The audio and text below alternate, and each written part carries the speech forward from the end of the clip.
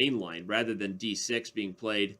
And Hikaru declines the mainline Berlins with castles, instead defends e4. We've seen this before many times, and this is all theory in a mainline Spanish.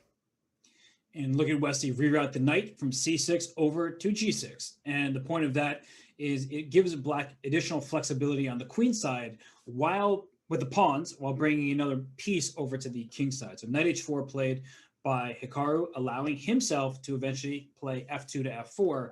Right. Not quite the same thing as we've seen Wesley do, but that is one of the added benefits of having the knight there. So the question is, okay, I was going to say, how do you deal with the dark squares? If you castle, and f4 is off the table because it's pinned. But he's offering the exchange, and still has the flexibility to castle long if he decides to. Right. And look at Wesley saying, please take me on g6. I'll take with the f pawn. We've talked about this earlier today, where getting the open file is worth ruining or weakening, I should say, your pawn structure. But here, the pawns are safe and sound on the g file. Your king is tucked in the corner, and knight h5 in the near future, followed up by doubling the rooks on the open line, could be very nice for black. Queen e7 played. We see that black is preparing to do the plans you talked about, probably moving the knight and then using the f file. But Hikaru continuing to just be stubborn about where he's going to put his king. He doesn't want to castle short, keeping the option open to castle long. So, well, I don't know, though. I mean, it feels like black is just creating more weaknesses after that. Now, h3 is a little bit of a target. f2 is a little bit of a target. If you trade, then a2 is a little bit of a target for the queen. Yeah. And I'm liking where this is going for So right now. Well, look at where Hikaru's pieces are going. They're all going backwards. The knight went to f1 and couldn't get out to g3 or e3. The bishop went back to d1. You don't even have to move your knight, right? If you take on h5, I take with my g pawn, and I already have double pawns. Doesn't matter too much where they end up in that position. So you can bring your knight back to f6 instead. He just plays rook to f7. I like it. Go forward with the plan. I don't see any issues for black here. No, I really like where this one went for So. This has been the first game of the last several that he didn't like Hikaru's position in the middle game heading to the end game. Now he goes back to d2, having to really buckle down and defend f2. He's gotten himself in kind of a pickle. h3, f2. Not easy to defend all these weaknesses. He hasn't castled yet, and he can't, as you mentioned, he can't really castle queenside because a2 becomes a target, not to mention that black can just start attacking. Black's king, extremely safe. You're ahead in development.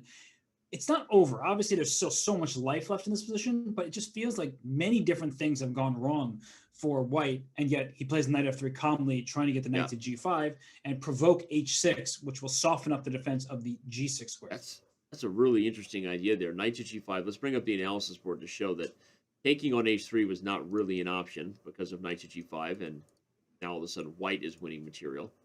But h6 weakens g6, and here comes knight h4. g6 a little tender. I mean, you know what I start thinking about? How do we sack and go after this guy? Give me a mate or give me death. Turns out I got nothing. But that's actually why I didn't like h6. But now that you can play king h7 and it's okay, then maybe. But look at this. The king's on h5, and the computer's like, "You got nothing, Dan. Story of your life, bro." That was definitely your nickname in high school. Story, you got nothing, Dan, or story of your life, bro? Definitely, you got nothing, Dan. Right? You got mail. No, that's too wishful for you.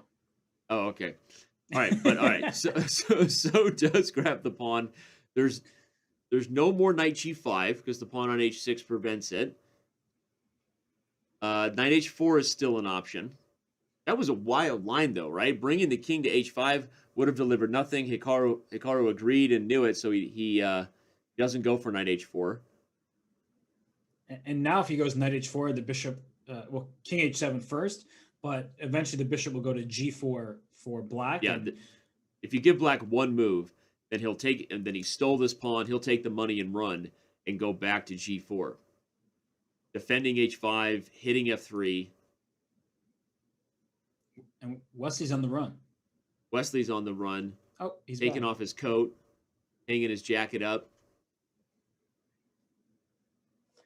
We see both players, by the way, on the fair play camera. For those of you wondering, again, both players have a second camera on them, We call it the field of vision, where we can see everything that they're seeing. Players are also sharing their screens in the Zoom call to be aware of any programs locally, just for the record, so you know.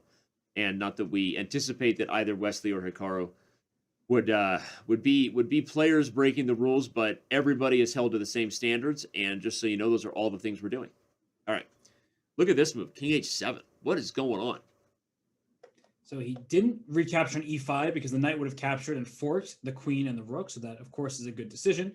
And now they have a trade on d6. And I guess Wesley is just relying on the fact that his king, despite it being on h7 and protecting this pawn, it's safer than White's king, which is in the center for now and will have difficulty ever castling queenside. And look at this f3. Move quickly played by Hikaru. f3, just trying to protect everything and fix the problems that he's had. And you've got to watch out. If you give White 3 moves, Robert, it's rook d2, move the bishop to e2 to keep defending f3, tackle queenside. Here comes the d6 pawn. Yeah, I'm doing G5. The thing you taught me. If you could do 3 moves, Danny, what would they do? All right, I'll play g5 and ask you what your next move is. g5 would trap my knight, and there you go. Wesley does. All you do is trick me. Hikaru shakes his head. He didn't like g5 either. I'm with you. Is knight g4 possible? That was my first idea. Oh, talking dirty. What a fork.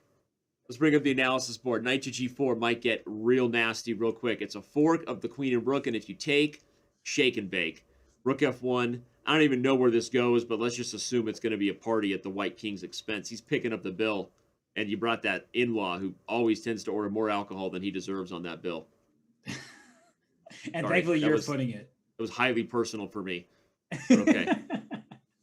You know, whenever Jerry comes, I don't offer there's no bill being picked up then. All right, Kramer. Well, knight h5 played here, hitting g3, and look at that 4 square. Not the first game we've seen a knight just get into a juicy dark square.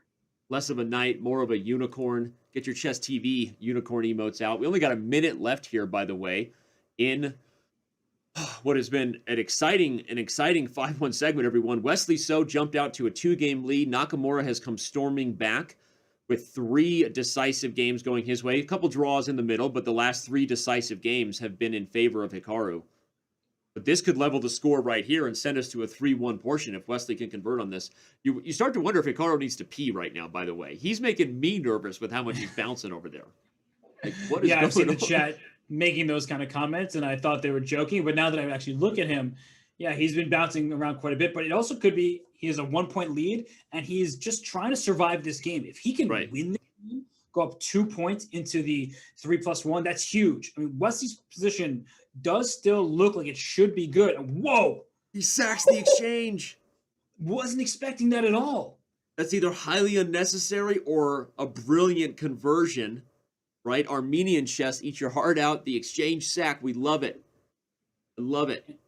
And what's happening here? So black has 1 pawn and a knight for a rook, and white's king is in a bit of a tough spot. Check. You could take on e4 next if you'd like. Black's king feeling safe and sound for the moment. And is black just going to scoop up a bunch of pawns and claim, hey, that's better than your rook, my knight and those pawns? Or will he just settle on the draw, by the way? Because now he's got it in hand, right? If So decides the exchange sack was not worth it, he might just take his losses and head to the 3-1 portion with a 1-point deficit. I get the feeling that's where we're headed.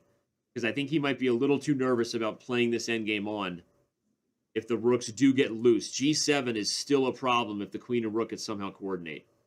And this could be a sign of things to come in bullet scrambles because, right now he could play on, but he's spending too much time here, I would say, to play on. That's why he agrees to the draw. Yeah. And we see Hikaru